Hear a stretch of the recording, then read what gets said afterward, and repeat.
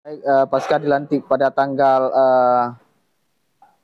17 di Banda Aceh, sepulang dari Banda Aceh kita langsung membentuk koordinator divisi dan juga ketua.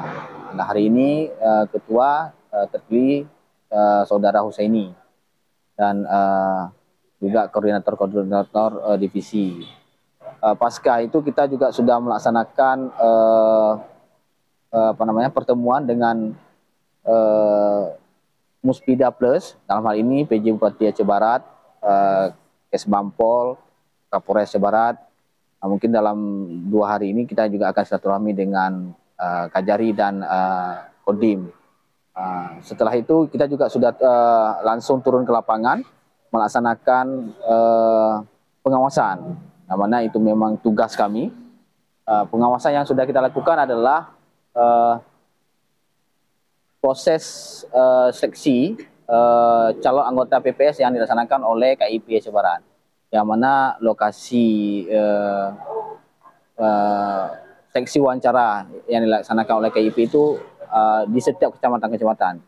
Kita sudah turun 2 hari ini di 7 kecamatan, yaitu Kecamatan Merbu, Joham Pelawan, Kawai 16, Bubun, Samatiga, dan Arongan. Untuk hari ini kawan-kawan komisioner sebagian juga berada di 5 kecamatan lainnya untuk melakukan pengawasan, yaitu Kecamatan Pantai Cermen, Pantonre, Kecamatan Wela Timur, Wela Barat, dan Sungai Mas.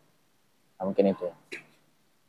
Nah, nantinya setelah dilakukan pengawasan, apakah sudah selama ini sudah ada ditemukan pelanggaran atau ditemukan penyalahan kode etik di dalam tugas? Apa hasil yang kita dapatkan?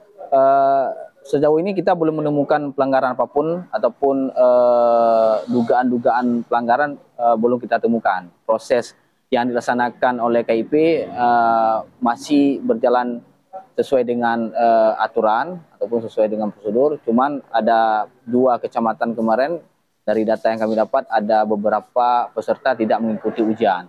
Mungkin teknis selanjutnya apakah KIP akan merekrut ulang ataupun bagaimana, kita belum tahu, belum koordinasi dengan KIP.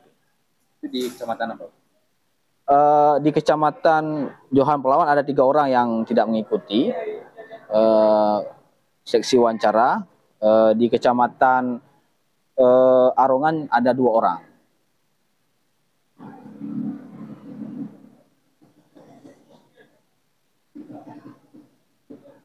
Di setiap kecamatan itu tugas yang didatangkan semuanya atau satu kecamatan satu promosi jabatan?